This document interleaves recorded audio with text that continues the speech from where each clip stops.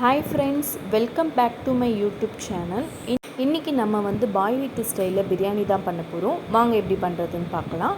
அதுக்கு வந்து நான் ஒரு குக்கர் வச்சு குக்கர் காஞ்சதும் 50 கிராம் கடலெண்ணெய் சேர்த்துருக்கேன். பட்டை, கிராம்பு, ஏலக்காய், பிரியாணி இலை, சோம்பு இதெல்லாம் சேர்த்து நல்லா பொரிஞ்சு வந்தோடனே 4 வெங்காயம் நான் நீல வாக்கில் கட் பண்ணி எடுத்திருக்கேன். அதையும் சேர்த்து நல்லா வதக்கிக்கலாம். நல்லா ப்ரௌன் கலரில் ஆனவுடனே நான் 3 தக்காளி நல்லா நீல வாக்கில் கட் பண்ணி சேர்த்துருக்கேன். இதையும் நல்லா வதக்கிக்கோங்க. 1 ஸ்பூன் கல்லுப்பு சேர்த்துருக்கேன். கல்லுப்பு நம்ம வந்து வெங்காயம் தக்காளி வதக்கிறப்ப சேர்த்தா சீக்கிரமாக வதங்கிடும். அதனால தான் நான் அப்போ சேர்த்துருக்கேன். 3 தக்காளி வந்து நான் அரைச்சி சேர்த்துருக்கேன். இதையும் சேர்த்து நல்லா வதக்கிக்கலாம். கொத்தமல்லி, கருவேப்பிலை, 2 பச்சை மிளகாய் இதையும் நல்லா பேஸ்ட்டாக அரைச்சி எடுத்து அதையும் நான் சேர்த்துருக்கேன். 2 ஸ்பூன் நான் வந்து red chilli powder, 1 spoon garam masala சேர்த்துருக்கேன். கொஞ்சமாக தயிர், அரை லெமன் பிழிஞ்சு விட்டுருக்கேன்.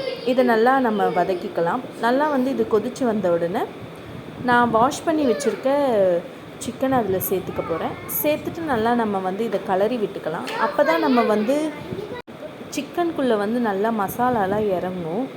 மசாலா சிக்கன் உள்ளே இறங்கினா தான் நல்ல ஒரு டேஸ்ட்டாக இருக்கும். நல்லா நம்ம கலரி விட்டுக்கலாம். இப்போ குக்கர் மூடி நான் வந்து இது ஒரு 3 விசில் வச்சு எடுத்துக்க போகிறேன். ஆஃப் பண்ணிவிட்டு ஓப்பன் பண்ணி பார்த்தா நல்லா சிக்கன் நல்லா வெந்திருந்தது. இப்போது இஞ்சி பூண்டு பேஸ்ட் நான் மறந்துட்டேன், அதனால் நான் கடைசியாக சேர்த்துருக்கேன். சேர்த்துட்டு நான் நல்லா கலரி விட்டுக்கிட்டேன். வடித்த பாஸ்மதி ரைஸை அதில் நான் சேர்த்துக்கிட்டேன். சேர்த்து நல்லா வந்து அடுப்பை ஆஃப் பண்ணிவிட்டு நான் நல்லா வந்து கலரி விட்டுக்கிட்டேன்.